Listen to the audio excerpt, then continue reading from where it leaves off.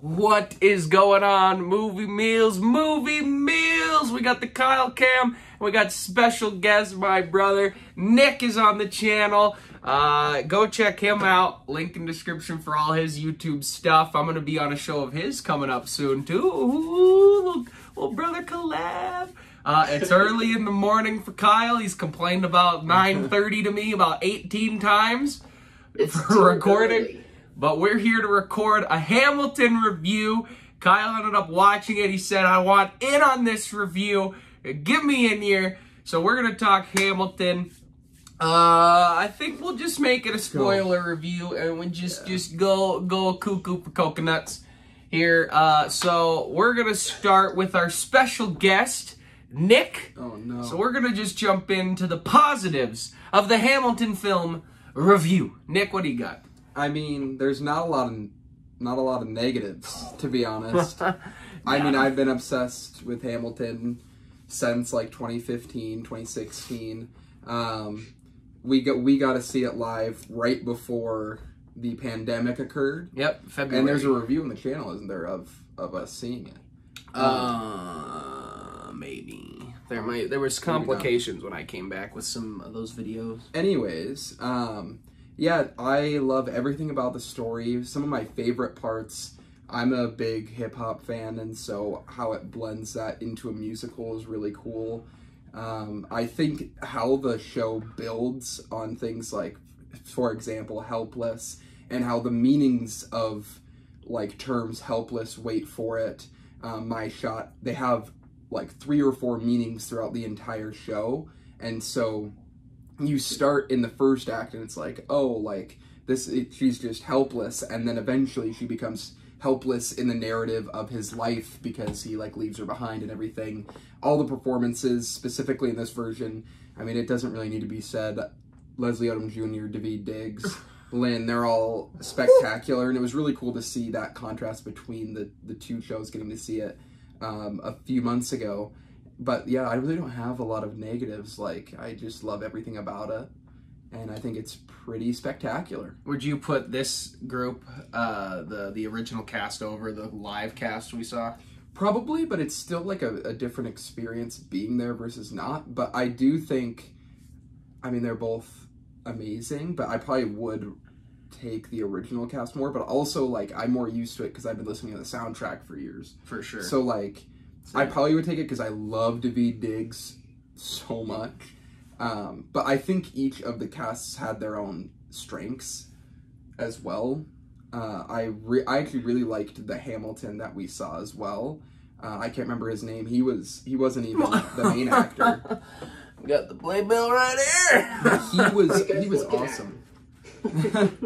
But yeah, not a lot of negatives. Gotta find him. Certain songs that I didn't like as much have grown on me. Julius Thomas III played Hamilton in the version we saw live. Well, he's awesome. He was incredible. He was very good.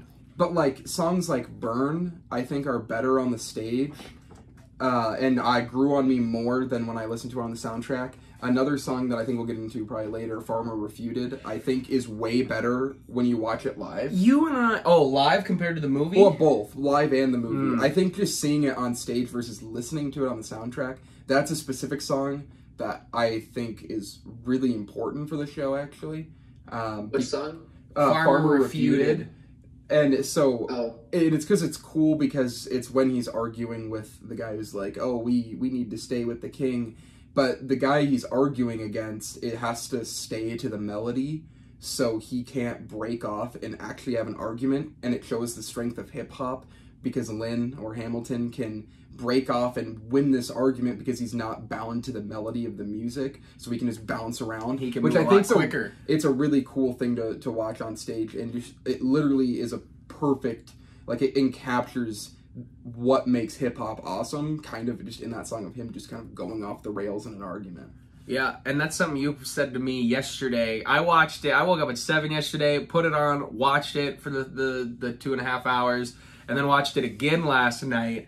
And Nick mentioned that to me before I watched it the second time, because we were just talking about some songs and whatnot. But I'm going to chime in here, and then we'll get to Kyle. But We saw it in February, and I listened to the soundtrack a couple times through when it first came out, and then just fell in love with a good handful of songs that I listened to pretty consistently over the last 3 years. A lot of great songs. I don't know if it's necessarily it's not that I didn't like them, I just didn't gravitate to them as much. And then when we saw it, it just changed the game for me. I mean, there's nothing that's going to beat Broadway. I mean, you get the orchestra, you get the actors, you get emotion behind it. It's amazing. But for this specific film, what I liked is, first you get a chance to listen to it on the soundtrack, because Nick and I talked about this yesterday too. When you're listening to the soundtrack, you're listening to them in the studio they're focusing on the song. It doesn't necessarily have, and they have it in the soundtrack, but it doesn't necessarily have the emotion of a reaction of a stage and an audience to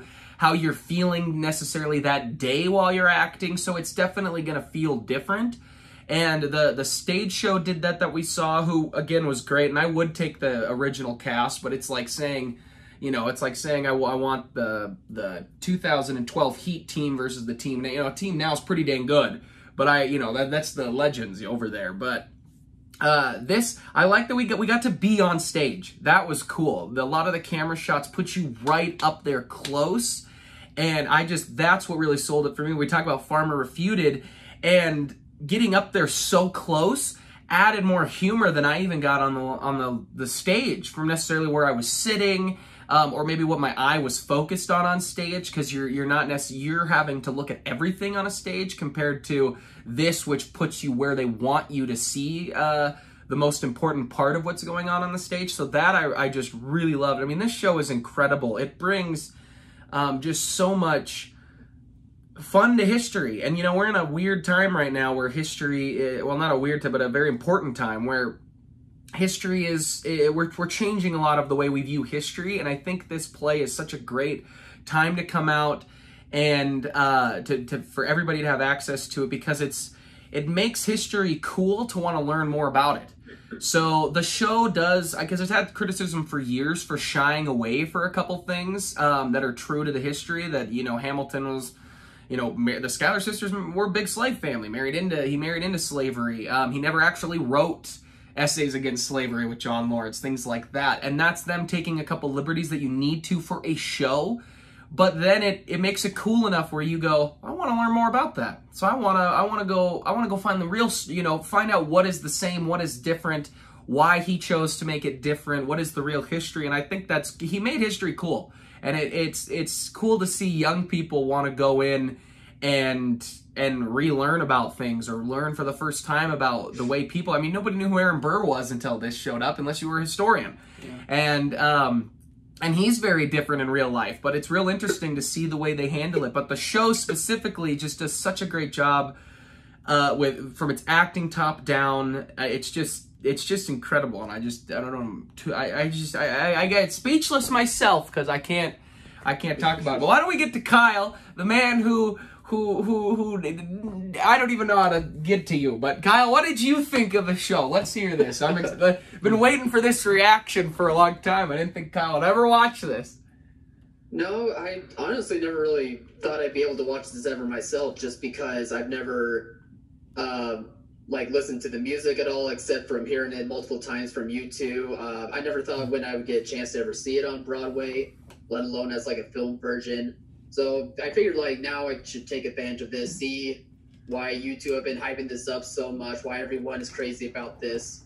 And after watching it, I get it. Like, after the first song, the first musical number, I was in. I was completely into it from there. He wasn't into it when Nick and I were partying and singing it.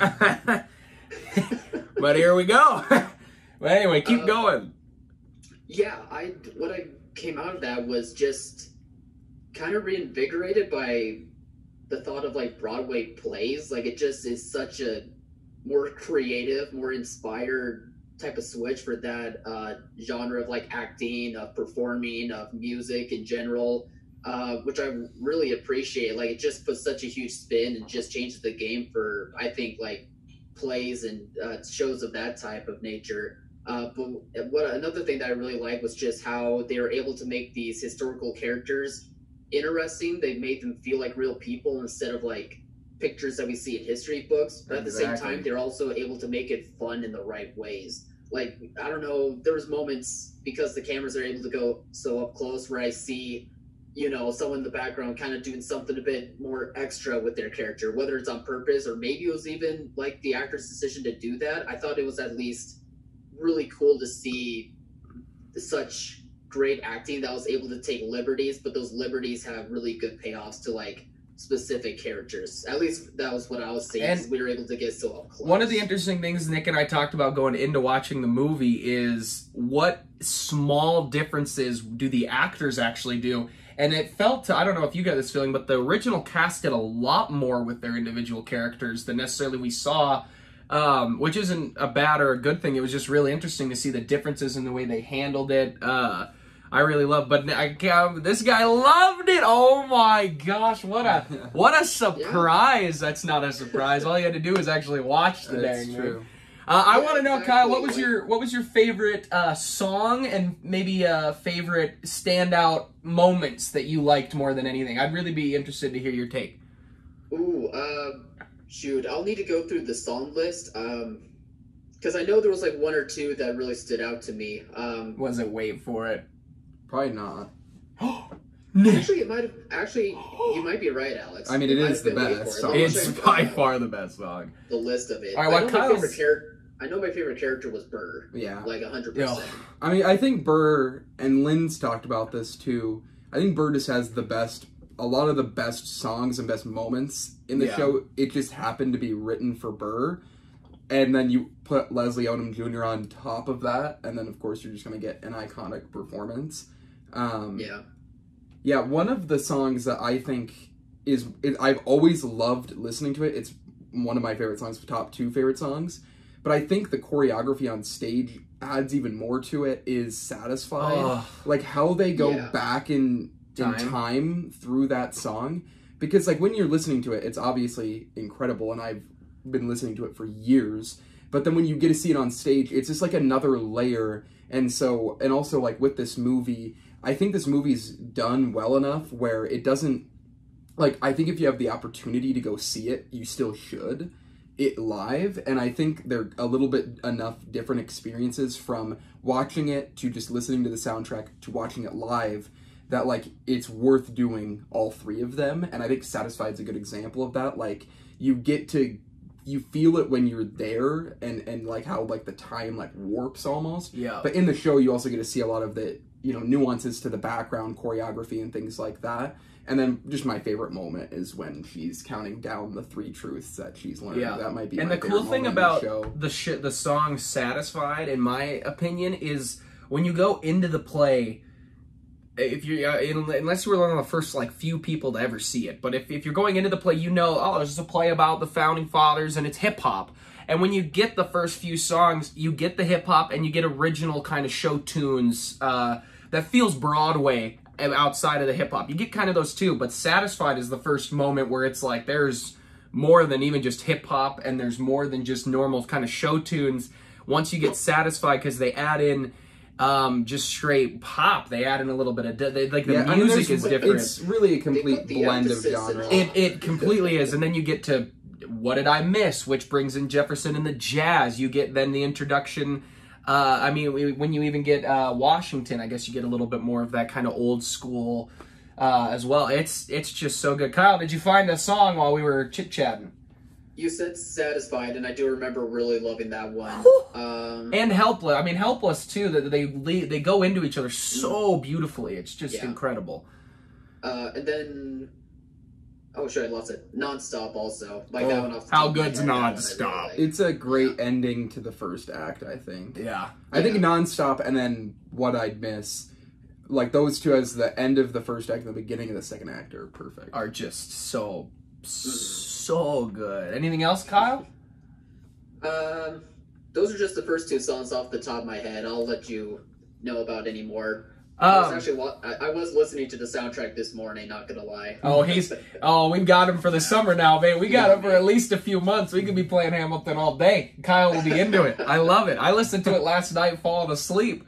Like I've been listening to it literally nonstop, pun intended. That's amazing. I am going to throw this out there because, and you guys can chime in, I guess, for our little segment on negatives.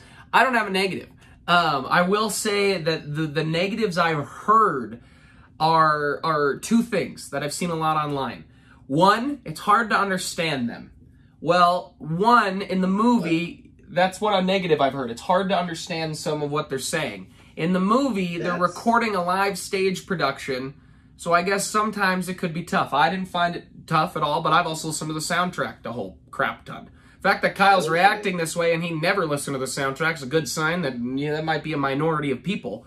Yeah, maybe like the first song I got a little confused, but after that I was good. Well, even in some of the rap songs that are very, very fast. I mean, Daveed Diggs has a very fast rap as Lafayette. He has guns and ships in Washington on your side. Yep, exactly. And even in those, but sometimes I listen to normal rap artists that I really like, and I don't necessarily always understand what they're saying the first time I hear it. I've got to go back and listen to it again.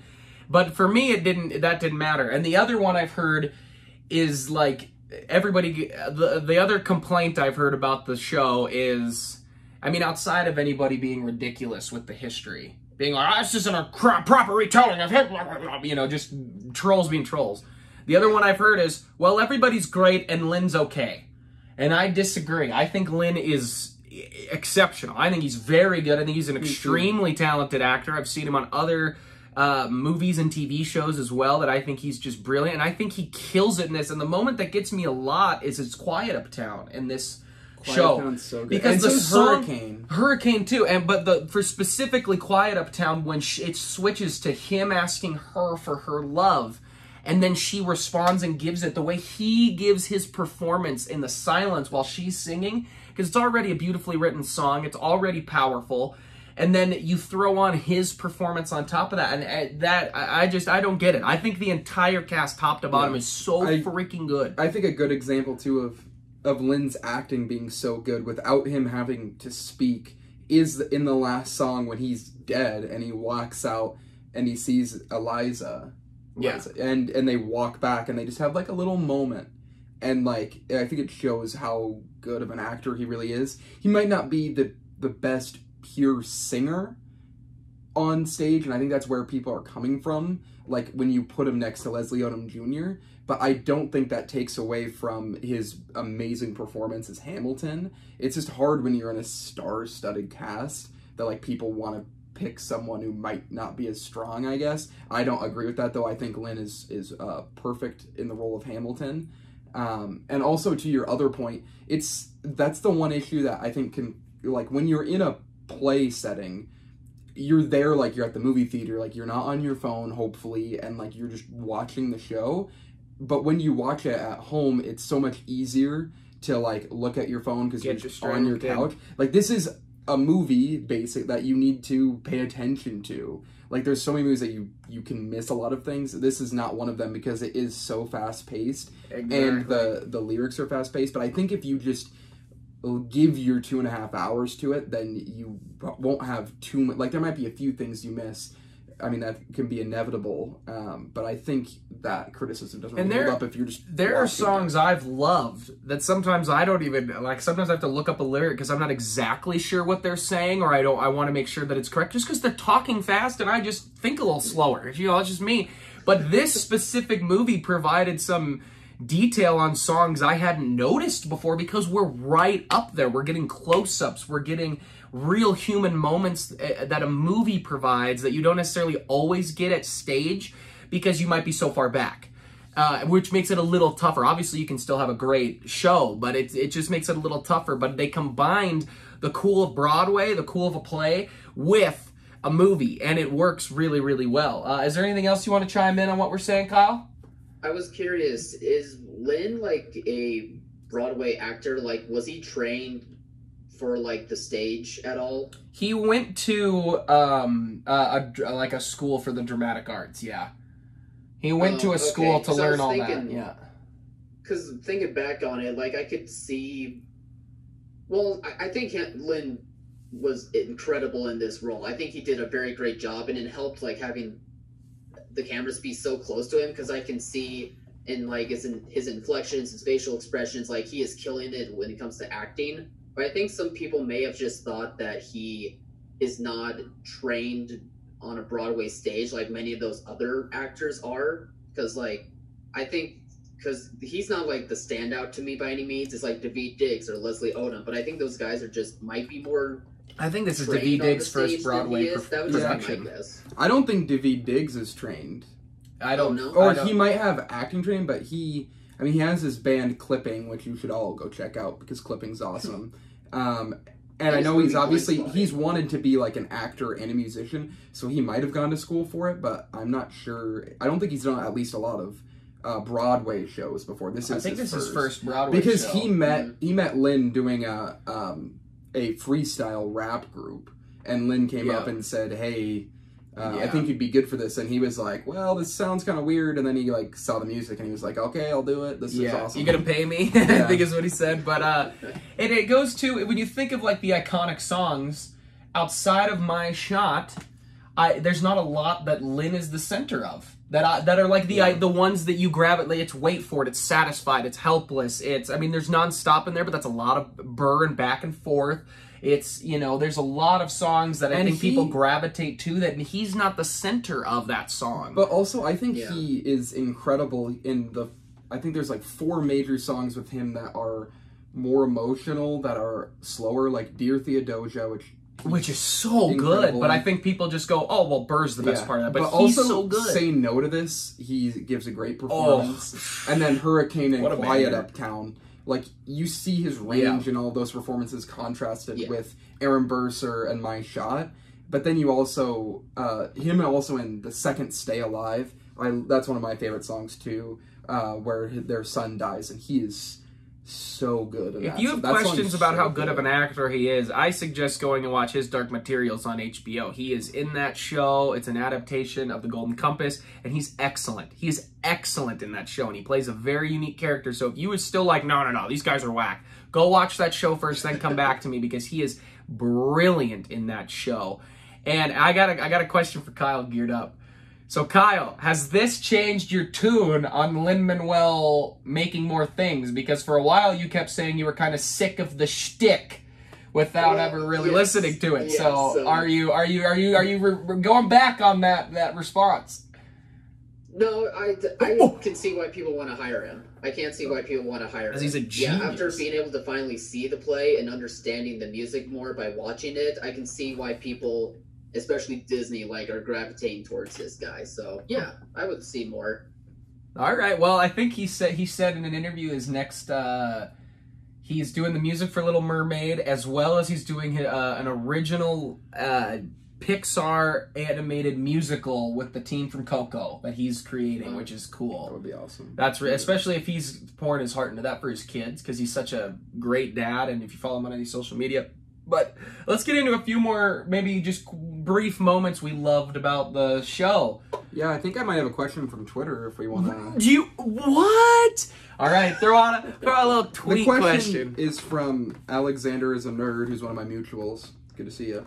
What was your favorite song, and what did you learn from the film? And so I guess for Kyle, it would also be like, is there any parts of history that you learned because you had not really listened to the entire contract, the entire soundtrack?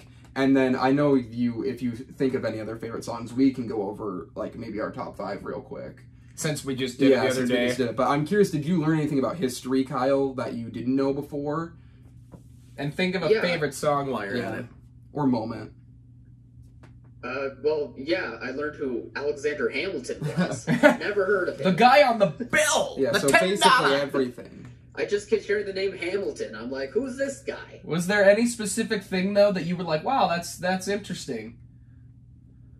Off the top of my head, I guess just how much input he had in the Constitution. Yeah, I mean, he made our entire banking system. The way he created it is still how we use it today. It's way bigger than I think he wanted it to be, but it's huge. There was a really great Twitter thread yesterday when Lynn was doing a live watch on Twitter. A very big historian who works at Harvard was also doing a live follow along with him, but talking about the history. And it wasn't like she was taking shots. She was just saying, like, I love that Lynn did this, or this actually happened this way. And it was a really interesting thread. I'll have to go back and find the name, and maybe I'll link it down below if anybody wants to check it out, because it was very, very interesting to look at some of the actual history. And I mean, Nick and I have been back and forth looking at the history stuff for 5 years. Yeah. So I think the first time that I listened to it, history-wise, from how history was taught to me growing up, the one thing that just kind of changed my perspective a little bit is how Jefferson is portrayed, because he is the villain of the second half of the show. And I feel like everything that I ever learned growing up was that Jefferson was this hero, and he was this icon who, for, like, justice, basically, is I feel like that's how that's what I thought about him growing up. And I think this play got me to realize the nuance that, yeah, he did some really good things, he also probably did some not so good things, and this play was kind of the first time I've ever seen him not deified, basically, which was really cool, because you just don't get that perspective. So that was kind of the main thing that stood out to me, and it got me thinking more about, like, the nuance of the founding and fathers. by making them flesh and blood, it separates what Kyle was saying from the textbook and the paintings you see. Yeah. Because we all grow up being shoved down our throats how important they all are, and what they did, and how they made this country the way it is. We have to honor them and things like that. And it's like, well, they were humans at a bad time. I mean, they were normal people with problems at a time that was a lot different than ours. And so it's just it's cool that this show makes you want to go, oh, Jefferson is the villain. I want to go look a little bit more up about him. Oh, he probably fathered like 6 children with a slave. Gee, like you learn a lot of that stuff, and that's a true thing you can go look at. I mean, the historians talk about, but it's even in the play they say, oh, you can look that up. Like, yeah, just little and there are little moments of the fourth wall break. And why don't we just transition to that, since Nick and I were talking about it just briefly before you got on, Kyle. Let's ask Kyle what he thought of it. So Kyle, what did you think of the gasp at the end? At the very end, right before the credits, when she kind of gasped, what did you think? Because that was not in the show Nick and I saw. Yeah. Well, I was taken aback by it. I wasn't expecting a gasp. I was just expecting, like, curtains to close and just being quiet, and then so the gasp was I don't know. I just didn't really have any thoughts about it. Kyle I just thought the assumed curtains that would was close and Bugs her, Bunny would come up and reacting to the death of Hamilton. That's what I got out of it. Reacting to the death of Hamilton. Okay. Yeah, so how I viewed it, and I think we view it the same way now. Yes. Is it's kind of a payoff for a motif throughout the play. So constantly characters, like, talk less, or Alexander Hamilton, like, they look up into the crowd, and it's like they're reading history. It's like they're looking at history itself. And that's a constant throughout the play. They always are doing that. And at the end of the play, she kind of looks up, and he kind of shows her, because he kind of, like, you can tell on his expression that he's, like, sending her to look up at this. He's motioning and for her to when look she upward. actually is, now that the show's over, and she can take a break from the narrative and look at what has been written, that the play's going on right now, that she realizes that his story has been told, and she's just, like, overwhelmed with joy, basically. Yep. And that's kind of how I viewed it. And I think it's a payoff. That's how I viewed it as well. From that motif throughout the show, where it's like when they do the talk less, and in my shot when he says Alexander Hamilton, like, my name's gonna be in the history book, then she, like, actually reads it and looks at it, and it's true, and it's like, okay, his story's finally been told. And she's, like, overcome with joy, basically, is how I read it. And that's the feeling I got, too. And I ended up looking up, just because I was curious what she thought. And there's an interview where she talked about it. She goes, I've had so many questions about it. She said, a lot of people asked, am I looking at Hamilton in heaven? Am I looking at Philip in heaven? Am I just recognizing the audience? What am I doing? And she said that really she wants it to kind of be whatever you think it is. She likes the openness of it, but I really like the idea that it is her.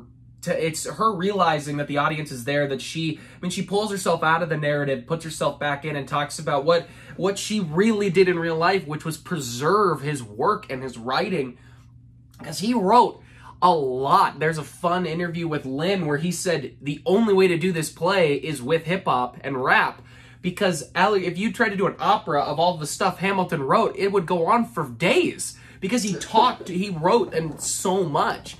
And I think the gasp was really cool, and I'm glad that's something that is stuck just to the original cast that she has done, because it was a cool kind of moment of surprise even for us who saw it with a different cast, who again were excellent, but it was cool to see that moment. But I really I liked the little gasp, and it was funny because our friends, we in a big chat we all have, just one of them immediately was like, "What did you think that was?" I didn't know that was coming or whatever. And there's also a great moment I want to just switch to that you don't get in the soundtrack that I tend to even forget about with when Lawrence is killed, and after Dear Theodosia, you don't get that in the soundtrack. And I remember when I didn't necessarily know it was there when we saw the play, and I was like, "Oh, this is neat." That was my one critique of the soundtrack. Like listening through the soundtrack, put it in. There's no reason not to. For years, it was like, why do they bring up that Lawrence dies and then they just never bring it up? Because if you listen to only the soundtrack, they never bring up that Lawrence actually died, but he talks about it in the beginning that I died for him. And so that moment kind of being a pull away from music, I think it works super well in the show. And it was my one critique for years of the soundtrack, and then it's obviously not anymore because they do address it. And it's a cool moment because and Lynn is so great because if you look at history, there's a rumor among historians that those two actually were flirtatious or maybe intimate with each other. That Hamilton actually might have been bisexual, and that he was very in love with Lawrence. And so his death in the show, with that moment, you really see the reaction, and you're like, they're playing off of that maybe he did love him that way, and it was more than just a brothers of arms friendship. It was a lot more intimate than that, and you see that in the show. And it's interesting because in the show, when you get that moment, then he pours himself into the Constitution and working and writing because he's hit by the loss, and you see it too when Philip goes. You see the emotion and the changes he does, and I just think that any other moments you guys want to bring up as we wind down here real quick? And well, should we rattle off our favorite songs real quick for that question? Oh, sure. Kyle, do you have any favorite songs, or do you want to think about it while Nick and I do a quick top 5? I'll think about it, but real quick, I just want to ask you what you guys thought about them removing some of the swearing, like some of the F-bombs. Yeah, so supposed to be in the play. They removed 2 F-bombs. He has 3 in the show. They removed 2. That's it. That's the only thing that was censored. I think it's fine. Nothing else was censored. It didn't change anything for me. When I went in like a week ago, our sister sent. I don't know. Did she send it to you or did I just tell you? Just you. You told me. She sent it to. Well, probably just because her and I had been talking about it. But she sent me a thread of tweets that Lynn said that he's like, I'm literally giving 2 Fs for the kids to watch this show. But it really didn't matter. It didn't feel like a Disney wash to me because it's MPA rules. I mean, it's for every movie that does anything that you have to have an R if you have more than 1 F-bomb. And so him saying, let's just get rid of 2 and then the show's fine. And really, if you don't know that it's coming, like if you had never listened to the music, you probably just think it's I think you go right over it. I don't even necessarily, if you weren't aware that they censored it, I don't think you'd be surprised to hear they did. And the 1 F-bomb they keep makes sense. It's dragged out, and it's a funny moment. It's a good moment. And although those F-bombs are some of my favorites to sing, especially on Washington on Your Side and Yorktown, but for me it worked. They didn't censor. There's a lot of stuff in this that's inappropriate. The fact that, they're not censoring a lot. So it didn't bother me at all. In fact, the way they censored it, I thought worked really well because you don't really notice it if you didn't go in knowing about it. Yeah, it literally didn't bother me at all. No. I just didn't. And I like that it didn't feel like it was Disney. It was Lynn saying, oh, let's take these 2 out. Yeah. So, okay. What'd you think, Kyle? No, it didn't bother me. It was my first time watching, and I wasn't like knowing when they were supposed to be happening or whatever, and it kind of felt natural for the show. So yeah, I agree. It was fine. All right. Well, songs. So should I just do my top 5, then you do yours? Just rattle it off top quick, and mine's gonna be a little different than what we talked about. Interesting. I've changed my opinion. Yeah. So if we're doing a top 5, I think number 4 and 5 kind of switch a lot because there's a ton that I am obsessed with. My 5 through 3. constantly change. But number 5, I'd say, is Right Hand Man. Might be one of my favorites to sing. I think it's the choreography too for that one. It's really cool, and I love the end of it when Aaron Burr comes in, and then Hamilton comes in, and then he has a conversation with Washington. Number 4 is What I'd Miss. I think that's Daveed Diggs is so good, and I love that moment when he's walking down the steps and he's waving at everybody. Yeah, it's really great humorous. moment in the cabinet battle too, and then he makes fun of him for it. Yeah, because we're all loving it at that point, and then Lynn's like making fun of him, and you're like, he is kind of a wacko, isn't he? Yeah. 3 would be The Rumor It Happens. That's been one of my favorites for a long time. Again, Aaron Burr has an amazing moment at the end of that song. Number 2, Satisfied. My 2 and 1 are very defined. 2, Satisfied. I have listened to that song for 4 or 5 years on a weekly basis, I feel like. And then number 1 would be Wait For It. I think it's the best. I think it's just the best song overall in the entire show. I think it has the best moment. It gets me emotional every time I watch it. Leslie Odom Jr. is amazing. Yeah, I guess we did a little ranking, but my 3 through 5, I made a ranking the other day, and I've told Nick every day since that I want to change it. But I'm going to stick with it just because they're all fresh off the top of my head. But for me, it would be Washington on Your Side is one of my favorites to sing. Washington on Your Side, Dear Theodosia at 4, which is one of my favorites to sing. Helpless at 3, another one of my favorites. And then my 1 and 2 are Stuck, which is Yorktown at 2 and Wait For It. I have been in love with Yorktown since the first time I heard it. For some reason, that was the song that got my attention more than everything else.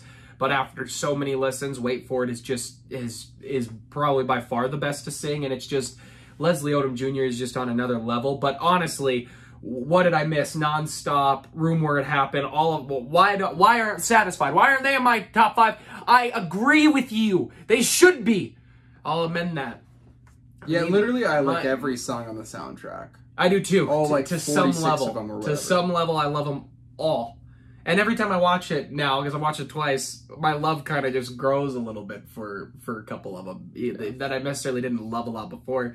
One of those specifically we talked about is I didn't necessarily love Say No to This. Now it's one of my favorites. Me too. It's so fun to sing. It's such a great song. It's such an interesting change on the tone of the show. But anyway, Kyle, what did you come up with while we were chit-chatting? You whipped together a quick top 5, didn't you? No. I still can't choose. No, Wait For It and Satisfied are definitely some of the ones that come to mind. I think I said that earlier. I do like the Skylar Sisters song. That's a great one. I think part of that was because of the choreography. Like, that's when I was first noticing, like, oh, this choreography is going to be really good. And then just didn't disappoint from there.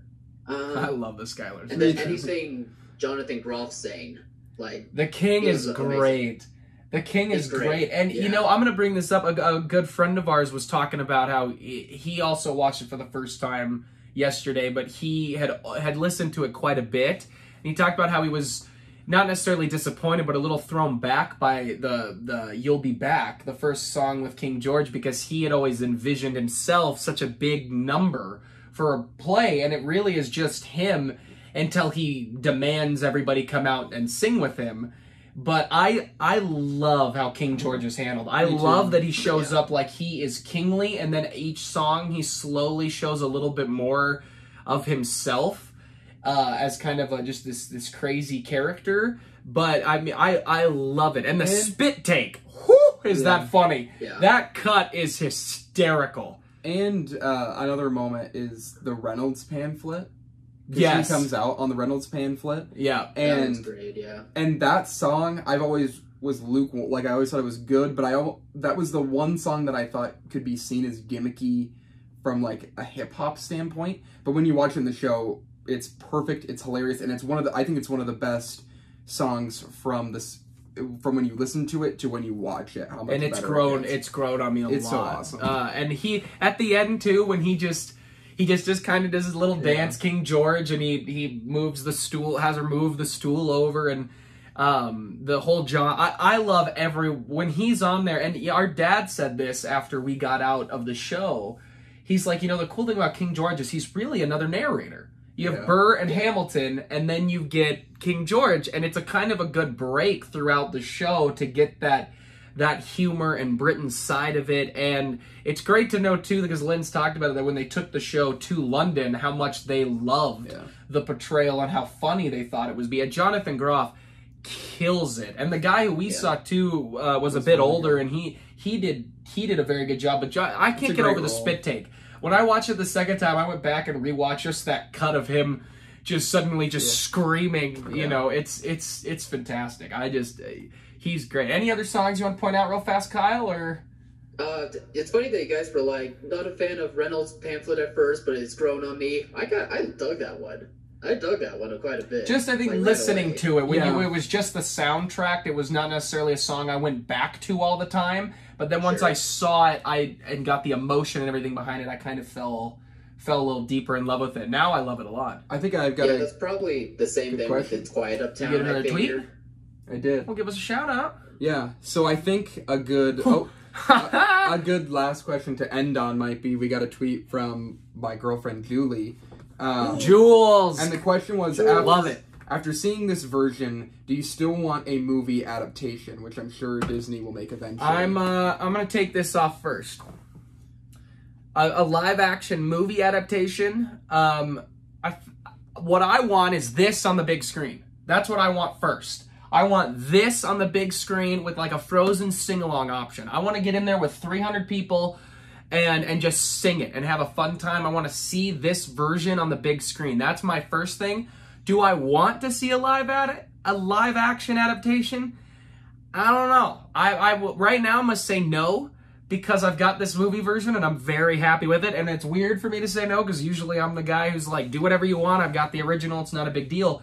But if Lynn's involved, I'll pay more attention to you. But if you go, well, Lynn's just given us the rights to the music and he's not doing anything, then I'm out. Because and if you did a live action movie, I think you either get the original cast or you cast completely unknowns, which I think Lynn would do. I think if he's heavily involved, but I don't really want to see it. I'm very happy with this movie. So, but what do you guys think? Here, Kyle, you can go next. Oh, me? Yeah. Okay. It is your show too. It's funny because this version of it was supposed to be in theaters like in 2021, but October of COVID next and year. Everything. What was that, Alex? It was supposed to be October of next year. Yep. Yeah. So unfortunately that couldn't happen, but at least we were able to see this anyway. But no. I'll say no. I mean, again, we got this version, and though it's not like a film adaptation, it's filmed, and that's good enough for me. Like, I just don't see a need to have to recreate it, but I'm sure it's going to happen. And real quick before I want to just add this. One of the great things about this film version is a director in a Hollywood movie can make or break a performance. They can take an average performance and make it great with editing and the way they direct it and all that stuff. And there's maybe a tiny bit of this because they have the choice of shots to use and two performances, live performances to go off of. And I'm 100%, they definitely cut between two different days of performances. They absolutely do. That's what comedians do when they make specials. It just makes sense when you do a live performance. But there's not a whole lot of their director coming in saying, you know, changing a lot. It's the show. It's Broadway. And that's what makes it so unique and so great. And to get maybe that world of the you know, put them into the 1700s with the rap might not even work. It might feel more jarring to take away the Broadway part of it and take away and actually put them, you know, in the environment of 1776, and it might not work. But anyway, I just wanted to throw that out there. But Nick, what do you think? Yeah, so I disagree with you two 1,000%. I want a film adaptation. What? So badly. This is such a shocker to me. I would have never guessed that. Because I think I would have never guessed that. This show has such an awesome opportunity where like a Les Mis type of thing where it's all singing. Whatever the cast is, I don't care if members want to come. Obviously, I'd love to see all the members come back and do one. I don't care if some of them do, some of them don't. Because I can always go back and watch this one. But I think if you get a director who's passionate about it, I don't think there is a world where Lin-Manuel Miranda doesn't work with it. True. Unless he's so unless in it's with 50 Disney. years down the road or 60 years down the road and something happens. But at that point, who cares? But I think a director, what film offers from just a movie standpoint, not recording a show, could do absolutely incredible things. There could be really unique cuts with it. And obviously it runs the risk of being a bad adaptation, but Hamilton is such a phenomenon and so successful that it's not like a bad adaptation is going to turn people off from seeing the show. It would just be a reward, and I think the potential for seeing it in a different medium explored is way too high to not try to explore it. I'm shocked. Because you're usually the guy who's not for this kind of stuff. You're not for directors. You're done with it, Nick Weaver. But he wants it. And I'll say this though: if they do a live action, I don't want Tom Hooper, who does like every live action play. I mean, he did Les Mis. I like Les Mis. He's done some I've really liked. He's also done a lot. Didn't he do Cats? He's done a lot I don't like. He did Into the Woods I didn't like. I think if you're Disney and you've talked to Lynn about this, you go, let's wait, or if you're Bob Iger or whoever's in charge now, you wait to see how In the Heights does it at Warner Brothers. And if it kills, it's great. I think you go grab, and the director's name is escaping me, the director of Crazy Rich Asians, who's doing In the Heights. You go grab him and you say, why don't you do Hamilton? You and Lynn, you do whatever you want. You make it the way you want. We'll give you the money.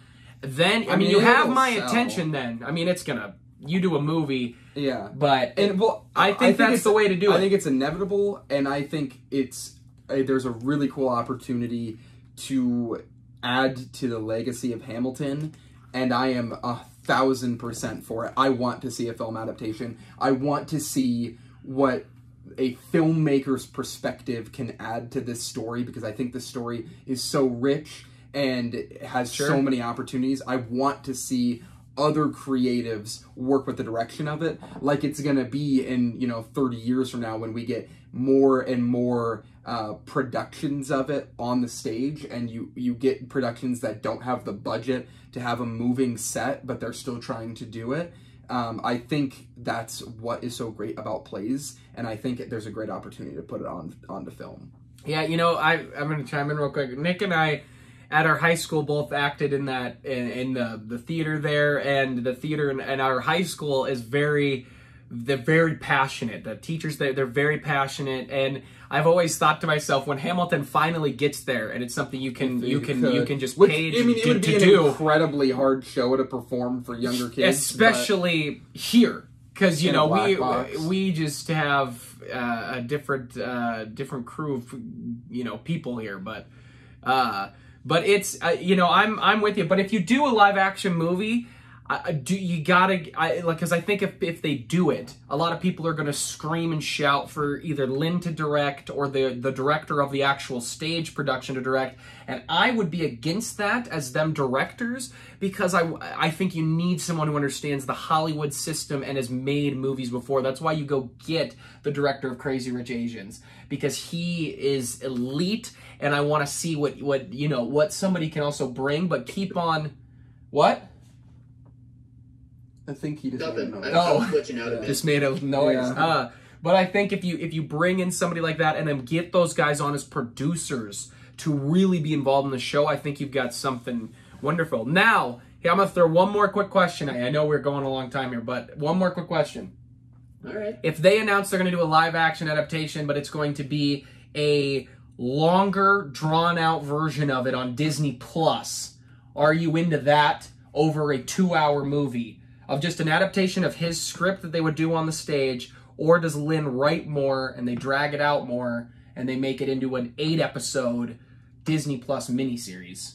Are you in or against one more than the other? I'm out on the Disney Plus thing. Well, Nick wants a movie. Yeah.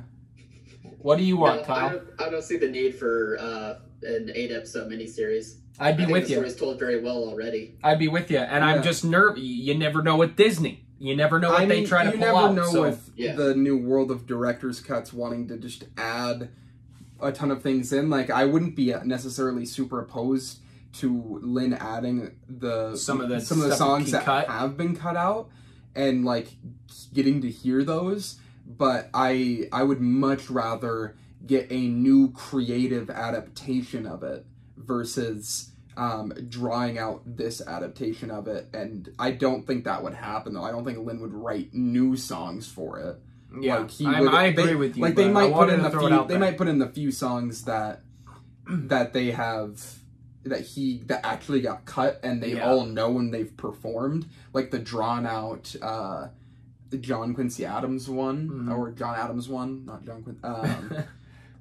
Something like that. I threw the question out because that'll be a conversation if suddenly we hear that they're discussing a live action form in some way. That's going to turn into discussion, but we can wrap it up there because this went long and I knew it would. But love Hamilton, guys. What did you think? Please comment below. Let us know. Remember to like, subscribe, and share. Thank God Kyle liked it and can stop being such a turd about it.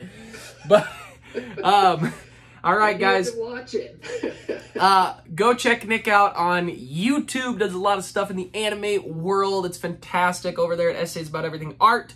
Watch our Movie Meals stuffs. Go watch Hamilton on Disney+. Comment below what your thoughts were. And as always, thanks for watching, Mom. See you guys.